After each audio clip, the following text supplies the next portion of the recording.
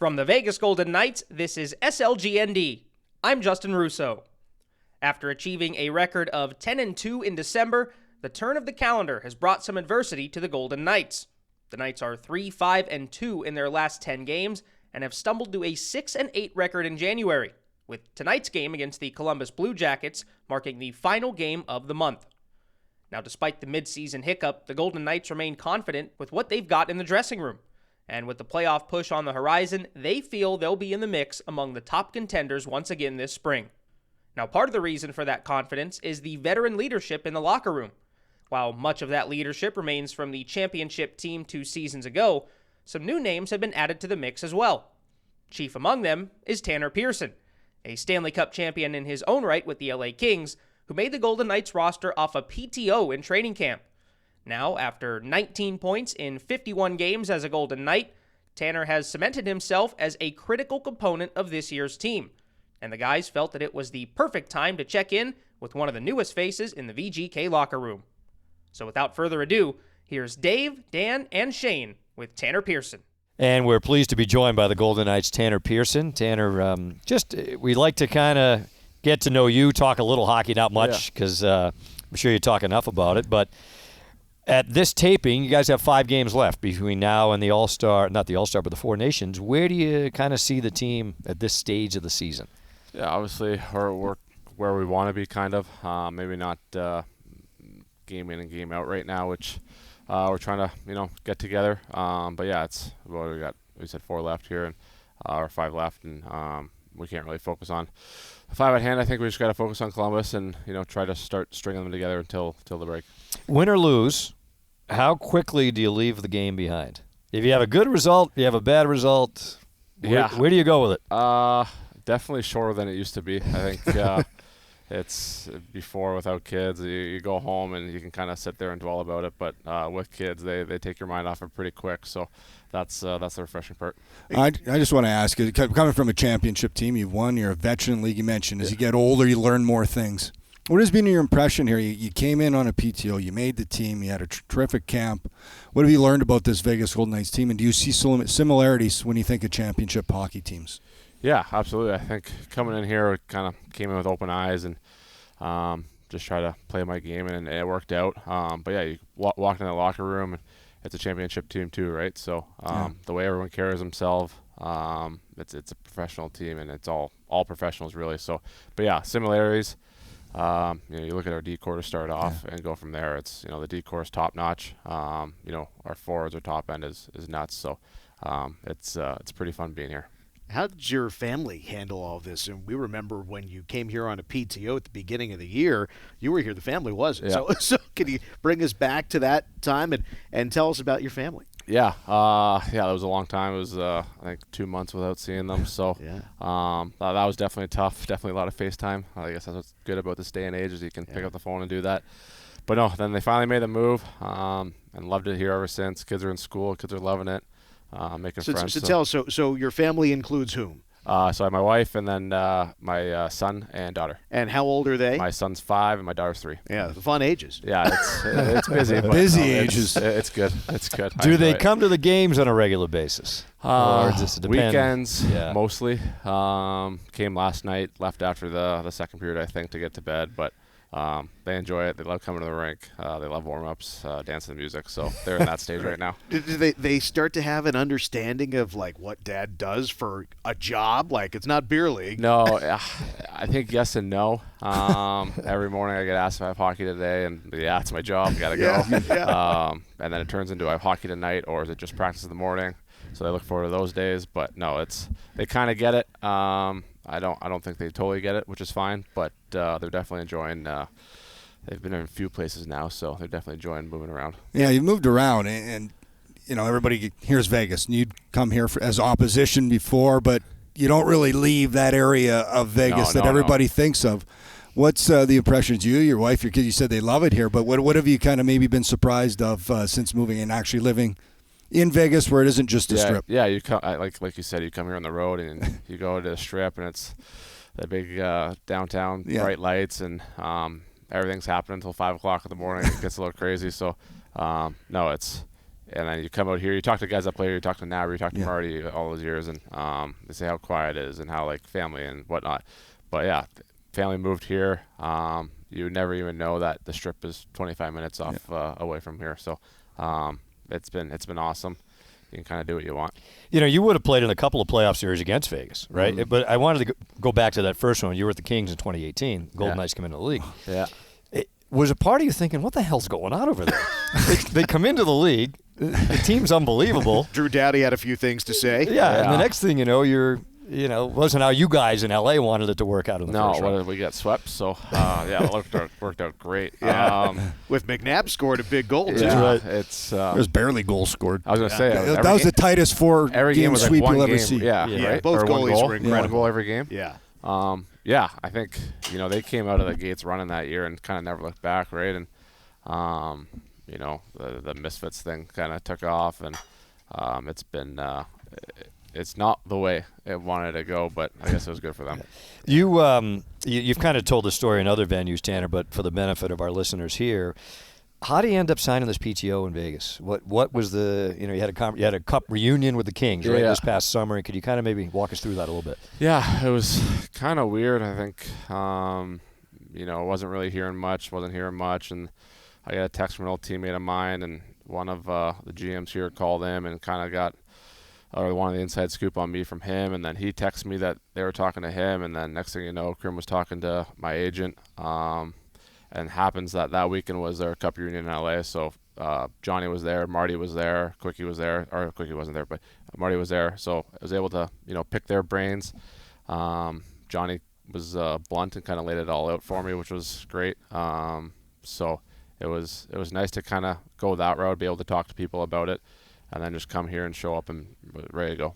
Were you a little iffy on the PTO thing at this stage of your career? Yeah, I think it's not the way you want it to go, right? You want to, especially with a family, you kind of want to go in and have everything set and make the move easy.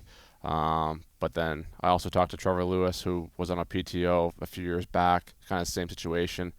And here he is, 5 years later, whatever the heck it is, and he played his 1,000th game the other week. So that put things into perspective for me too. It's as long as you come here and do your job, things can work out. And you earned it. I mean, you have to be proud of how you handled it. Yeah, I think so. I think at the end of the day too, it's nice. It's not nice, but like coming here and knowing that you're not given something, it makes you work a bit harder, a bit more focused, and maybe that's helped me throughout this year. Yeah, and I mean the numbers are there. How do you think you've played this year? I think pretty good. I think maybe a bit more consistent would be nice, and night in, night out. But obviously you're gonna have some of those. But I think for the most part, I've done my job, and I'm just trying to play my simple game every night. I don't think it matters who I'm going to play with. My game's not really going to change a whole lot.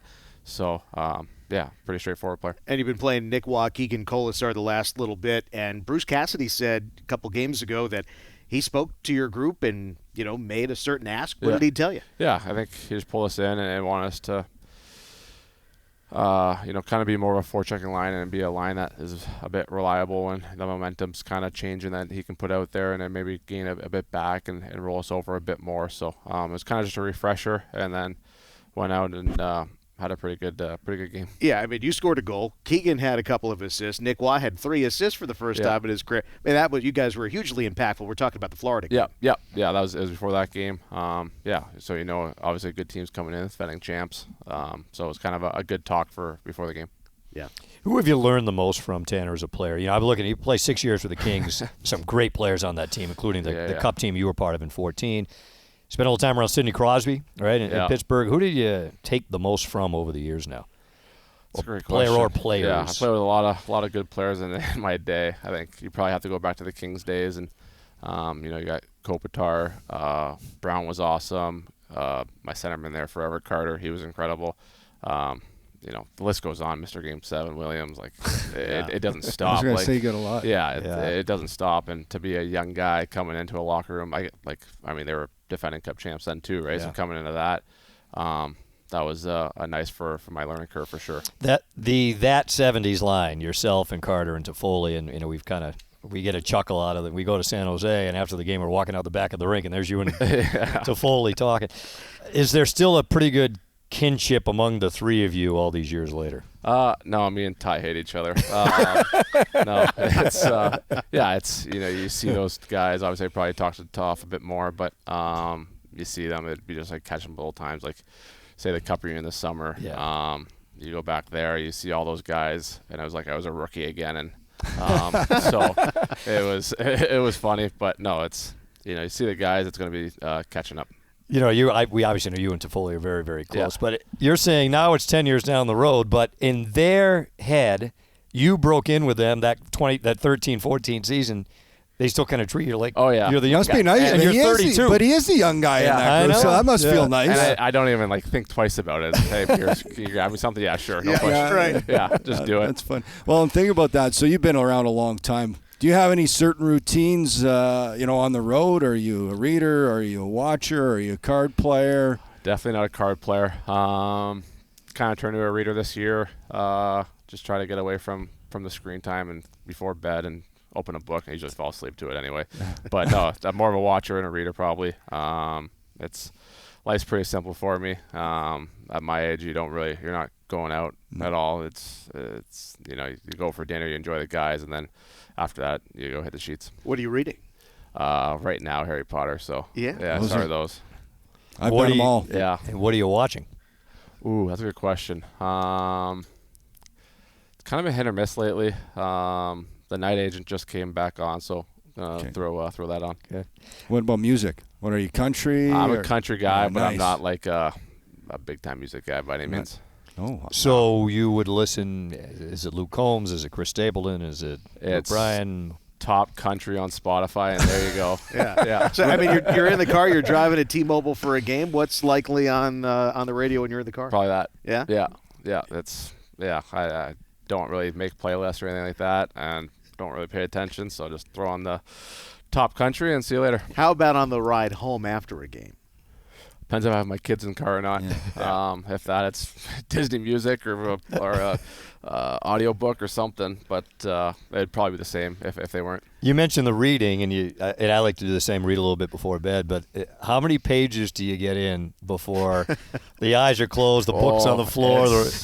It's not many. It really isn't. 3 paragraphs. Yeah, it's I'd be lucky to get maybe half a chapter, and then I'm out. Well, Tanner, this has been great to get to know you a little bit away from hockey, and pleasure to have you join us here. And any plans for the Four Nations? Anything on the docket there? Yeah, we're just making a quick drive down to Cali. Going to go to the old stomping grounds there. Son's been there before, but we're going to show my daughter around. We'd be remiss if we didn't ask you about just horrible fires there, obviously in Southern California, and I'm sure you watched that and you lived a significant part of your life there. What were your thoughts? Yeah, I was awful. I was there last time it happened, and that was crazy enough. And I think this one was worse. And you know a couple people that did lose their homes, and it's unfortunate. And hopefully make a quick recovery. So you'll get a chance to get back there, which would be great here. Yeah. Here in the and then the Knights play the Kings the second game after the break down in Los Angeles. Yeah, exactly. Right. I know that. You know now. And I didn't either, so don't feel bad. And by the way, the first game is against Vancouver here at home. Yes, so Dan's got it memorized. I haven't looked. I know the next game against Columbus tomorrow. That's it. Okay. Then we'll take it literally a game at a time. 7 o'clock. Exactly. Tanner, thanks so much. We appreciate it. No problem. That was Tanner Pearson with the guys on Wednesday at City National Arena. Great to get to know Tanner a bit better as he further settles into both the Vegas locker room and community. I especially love that even though he's gone on to great heights in his NHL career since his first stop in LA, he is still their rookie. That dynamic is still intact all these years later, as he still has respect for the veterans that aided his transition to the league, even as he himself now has assumed a bit of that role here in Vegas. Let's now throw back to the guys to recap the conversation with Tanner and discuss where they feel the Golden Knights stand at this point in the season. You think about it, guys, and someone that made the most of an opportunity here with Tanner Pearson comes to this, training camp back in September on a tryout. No guarantees, right? No guarantees. And earns himself a spot on this team. But talk about just a veteran guy that he seems to get it, I guess is lack of a better way to put it. And he's been pretty valuable here for this team so far. It was funny, Shane, to hear him talking about just the relationship with the guys with whom he broke in when he was a young player, and now when they get together again, it's just like he's 20 years old again. Well, having just done one last March with the Boston Bruins, Brad Marchand was our rookie. Yeah. He was our young guy. He's the captain of the Bruins now, but when he went to that event, he's the young guy. So I certainly related. And as you mentioned, PTOs are scary, especially at that point in your career when you come into it. And, worked out really well for him.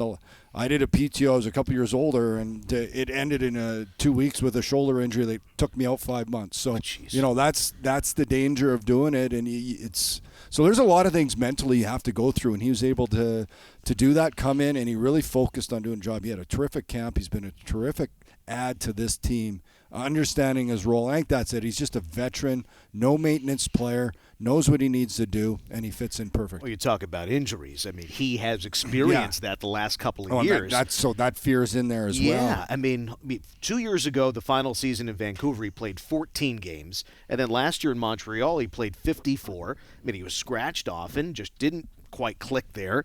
And so, I mean, doubt has to creep in, even with all of his success. So all the more impressive. And Gary, you remember when we were watching the preseason games, he fit in right away. I mean, I don't think any of us thought that he was not going to make the team, but it wasn't official until they offered him the actual contract. But it looked like he was on his path to earning a deal. Yeah, I don't think there was any question of whether he could think the game. It's could he move? Could he have the pace that he would be required? He's faster than I thought to play here, and he's done a nice job of that. Think of how the Golden Knights have dipped or fished in the LA King Stanley Cup window pond. Yeah, John Stevens. Yeah. McNabb missed that. He didn't win there.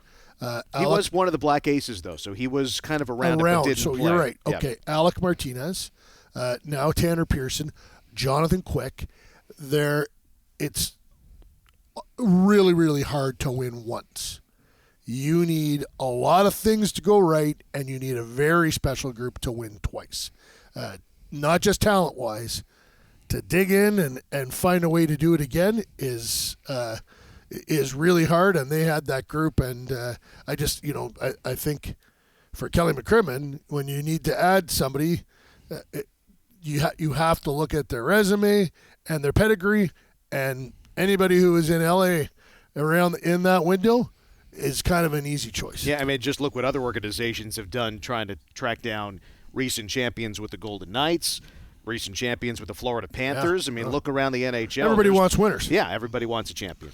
You mentioned guys winning it twice, Gary, and this, a lot of guys on this Golden Knights team they're trying to do that now, is win a second cup in 3 years.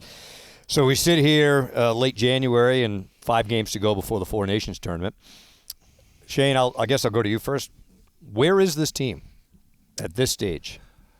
Well, you guys are going to love this. I'm going to take more of a positive approach. That is you. Me. That is you. Yep. Well, here's the thing. I don't think they're that far off.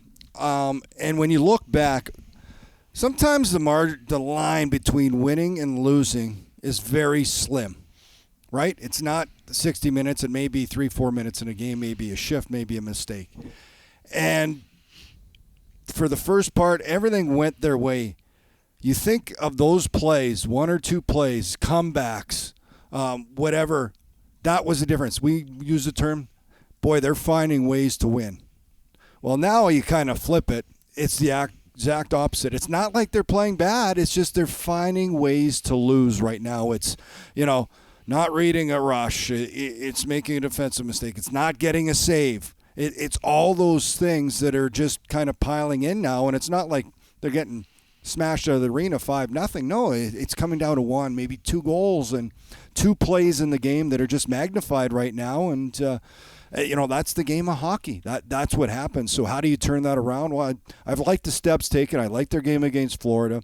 I liked them against Dallas. I think they should have won that one. I didn't mind the way they played. It was, one play, one chance, as Bruce Cassidy said, and Dallas was opportunistic. I liked the game in St. Louis. So I've seen a turn in their play overall. I think it's been a little more consistent.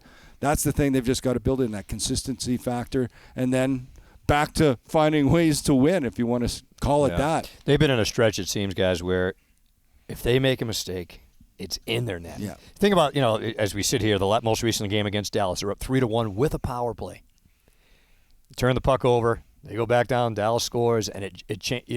But a month ago, if they make that turnover, they get a save. Maybe the other team misses the net. Ottinger makes that big save on Dorofeev in Dallas last week. Late, could have tied the game. How about the one on Theodore? One on Theodore. Yeah, right. And the overtime right before Dallas wins the most recent game. So it just seems like not every night, but the games they're losing, that it's, well, you said the margins are so slim right now for this group. And they're going to get slimmer coming out of the break, right? As everything gets ramped up out of that break, then out of the trade deadline. So, yeah. They've managed to tread water in January. They've Edmonton is ahead of them. They're even in points this morning, but Edmonton has a better points percentage, so they're ahead of them in the Pacific Division standings. So they've lost ground, but they haven't completely lost their position. They were going to have that stretch. They were going to have a stretch in their season. So they have points in 3 of their last 4. The game they lost in regulation was the second of a back-to-back against the Dallas Stars. So no shame in that. If Dorofeev scores that goal, and even if they lose in overtime, and if Theodore scores in overtime last night, then it's an extra 2 points, and then you've got points in 4-4 and only an overtime loss. So that's how close it is. To Shane's point, in the first period last night, the recall of Lavoie and the second game for Ronberg, they added size and speed, and they looked like last night. I watched that period, and I thought to myself, Jim Nill, the general manager of the Dallas Stars, is in the box next to Danny and I, and I'm thinking, if I'm Jim Nill and I'm looking at this, I'm thinking, I can't beat that team in a playoff series. Now, give Dallas credit. They are opportunistic, and they've got a couple of guys in their team that rise to the occasion and can score, and Wyatt Johnson is on a heater. But if Vegas, that first period, that 20 minutes last night, and this is without William Karlsson, if they bottle that and that's what they can, if that's what they become, then they're a contender. They have had lapses where they looked like somebody else, like they were really good against Florida as well. They need to get to where they want to be and be there consistently, and they haven't done that yet. But they've got the break, which I think is going to be really important for them, and then the trade deadline. We'll see what Kelly McCrimmon does there. Although he told Sirius XM NHL radio yesterday that it won't be as big as last year. And how could it be as big as last year? He got Hurdle. He got Hurdle and Hanifin. Yeah, you know what I mean? Like, and he just doesn't have the assets anymore. Like he's been spending an awful lot, and he's got a really good team as a result. But sooner or later, it's you have to save some more before you can spend it. Dan, where do you put him at this stage of the game? The success that they have had in December, not only this year, but in previous years, has put them in this great position. Imagine if it was the other way around and they had bad Decembers and they had to dig out of it and play really well in January. Then you'd be spent, building up the standings that they have. Through 50 games this year, third best record in franchise history, better than they were in the Cup season. Think about that. Everybody's nervous. They are better right now than they were in the Cup season. So, now there were injuries at that point in time. Vegas has injuries now. Every season is a little bit different, but it just seems to me that you kind of ride the wave. They haven't plummeted like, say, the New York Rangers did. An incredible start and then just almost getting to the basement. They've kind of leveled off now. But they have found ways to collect some points here or there. They're going through it a little bit, and as productive as they have been on the power play, this is the best we've ever seen that. But then, they kind of push back with the even strength goals recently. When you see Eichel, Barbashev, and Stone putting up the numbers, Eichel and Theodore are likely to obliterate the Golden Knights record book in multiple ways this year. Eichel has already set a new power play assist record. Dorofeev is there in terms of power play goals, one away from the franchise record, and on and on and on. So there's a lot to be said with still 30 games to go. When they come back from the Four Nations, they'll be down to, 26 games left. With an eye towards that tournament, the Golden Knights were going to have 7 players go, right? Second most to Florida. It's down to 6 now with Alex Pietrangelo unable to go for Team Canada. Might be down to 5 here with William Karlsson not being able to go for Team Sweden. Is that a blessing in disguise? I have no problem with it. If they, you want to represent your country, and I think Alex Pietrangelo put it first. But at some point, team that pays you, the ultimate goal isn't winning 4 nations for these guys. Yeah. It's great to represent your country and have bragging rights when you go back to the league or to the room with your own teammates, but the ultimate prize is the Stanley Cup. Without question. That's the focus, especially for guys that are on top teams that legitimately think they have a chance. That should, in my opinion, that should be priority. If you need time to rest, great. If not, you want to represent and you feel healthy, I think it can benefit some players. They might come out of that a step quicker. Who knows when they come back, but I wonder either now. way you look at it, it's so important, and especially like Dan was just talking. January, where we get serious and where we need to, watch this team is coming out of that final stretch. Let's go back 3 years ago. They were in first place. Yeah. All-Star break. After the All-Star break, we did not very good. Right, they were missed 500 the rest of the way and didn't make the playoffs. I don't know. Not sure what that noise was, a bad but noise. it sounded like a bad noise. It came out of Gary, so I don't know. It is the theater of the mind here on the podcast. 2 years ago, they were terrific on the way to the Cup, put themselves in great position, right? Yeah. Last year, dealt Not so with the much. injury, not so much. That's kind of been the stretch. They're kind of been on pace kind of every year, at least recently over the last 3 years, right around where they're at here, coming out of January. And then there's usually the All-Star break. This year it's a little longer. So that stretch to me is so important coming out of And that. that it's not just, hey, they're in a great position to make the playoffs, but also the seedings. We've talked about having that Pacific Division championship to avoid the 2-3 matchup within the division. Look at what's happened to the LA Kings the last couple of years facing the Oilers. It hasn't worked out for them. No, and my guy made a big deal of that. Maybe too big a deal. Like if you if you win the division, you miss Edmonton or LA. You might get Colorado in the first round, but Yeah. exactly, you know what Right. I mean. And then you're going to get Edmonton or LA in the second round. So you're going to have to beat one of them anyways. Usually along the way, you have a shorter series. Or if you're going to make a long If you're run. going to win, Right. Yeah. Yeah. Sweep of the Winnipeg, Kings the first yeah, year, right. Winnipeg. Yep, absolutely right. Bruce Cassidy has a line, there's no easy road, but there are easier roads. Someone from Winnipeg texted me the other night when the Jets, regained first place or whatever, and said, "We want Colorado and Vegas on our road to the Cup." And I'm like, "What do you mean?" I didn't understand it. He goes, "We want to. We not only do we want to win the Cup, we want to beat Colorado and Vegas along the way." And I'm like, the Cup doesn't get any nicer. You might just want to focus on it and not worry about Nobody cares what Colorado 16 wins. spanked them Don't last worry year. about the revenge tour on the way. the Cup is Was the this Cup. a fan or a media member? I'm not saying. We, like they're on the team, we. This is what we want. Oh, boy. Well, what we want is to see if the Golden Knights can go into the break on a good note. Said Columbus, the next home game, and then the 4 games out east. And who knows, those 4 games. It's first Columbus. We've mentioned this, Shane, the other day. The story in the NHL, right, with everything that organization's had to endure. Obviously, the Gaudreau family has had to go through just horrendous struggles.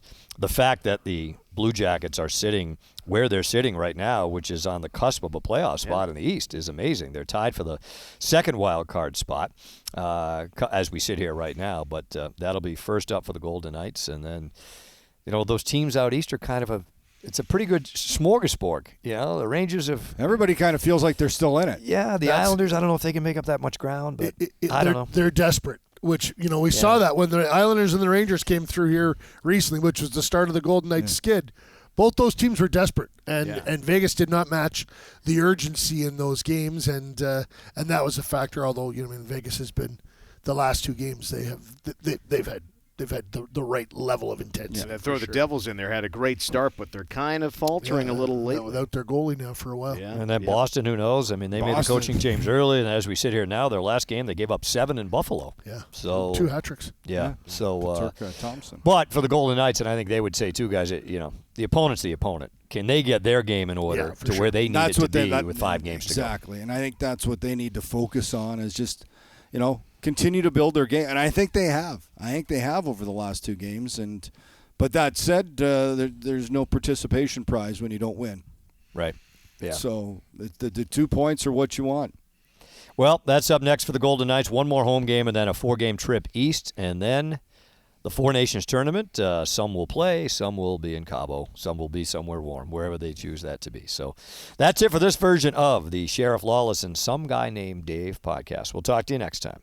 Before we leave you today on SLGND, we offer some stick taps to Brett Howden, who recently played in his 400th NHL game on Sunday in the Knights' 4-1 win over the Florida Panthers. First up, we'll hear from Gary Lawless, who provides context for the significance of that 400-game mark in the NHL. And then we'll hear from Golden Knights general manager Kelly McCrimmon, head coach Bruce Cassidy, and Brett himself as they discuss the milestone moment and Brett's impact on the Golden Knights. 400 games is really significant. It used to be when you played 400 games, you got the NHL pension.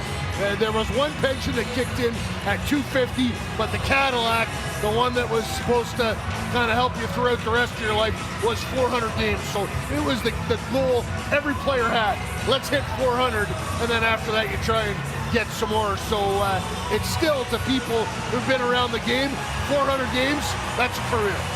Brett is a good, experienced pro now, and he's 26 years old, and just really, I think, is physically matured. He was a player that was always knew was going to be big because of his frame, but I just think he's continued to fill out and get stronger and bigger. Confidence is such a big part of it for a young player, and he's really found his way. And when he got here from New York, I think that he needed a start with a new organization. We knew the player pretty well from his time in the Western League in Moose Jaw, and he just continued to get better. I think that he really has the comfort of the security of a new contract. He really wanted to stay in Vegas. Loves the organization, loves the city. He's become a husband and a father here. Another one on the way. So I think he's in a really good place in his personal life. He's got tremendous trust from the coach, which players can feel that when you do have it and when you don't. And for us, he was out of our lineup in St. Louis. Did get back in for Dallas. Had a real tough flu that's hit a few of our guys now. So it was good for him to get home, get another day of rest and fluids and food. And then yesterday he said he felt like himself. I talked to him again today, and I think that he's recovered well and he's back to 100%. But versatility up and down the lineup. When we won the Stanley Cup, he was effectively the second line left winger the entire time. He can play center, he can play on your fourth line, he can move up a lineup. If you need some speed on a line, he offers that. So he's a really valuable guy. We were excited to get him under contract for 5 more years after this one, and he's a really valuable part of our team. What qualities of Brett Howden would you love to have rub off on his teammates? I think his everyday attitude and willingness to just go out and play his game. I think he's well liked by his teammates because of that. He's a great teammate. He'll stick up for anybody on the ice if need be. Obviously, the physical attributes, his pace is excellent. He's a big guy that will play through people when need be. So I just like the fact that he wants to play the right way every night. He wants to help the team win by checking well or killing a penalty, scoring a goal. He's not one-dimensional. He's a guy that can be moved around, and we've seen that, just his position, left wing, center. He doesn't play a lot of power play here, Dan, because we got other guys that need those minutes and have done well, like Pav and Ole. But I'm sure he could eventually if we could find a role for him. And he's a good teammate that way. Never says a word. Happy to contribute on the other special team, the penalty kill. And I can't say enough good things about how he's a good kid to coach. Not a kid, sorry, but he's a good fellow to coach. And I'm happy he's found a place here in Vegas and signed long term. And I think he's really sort of established his career, gotten more of an opportunity. He's taken advantage of it. Let me ask you what 400 games in the NHL means to you.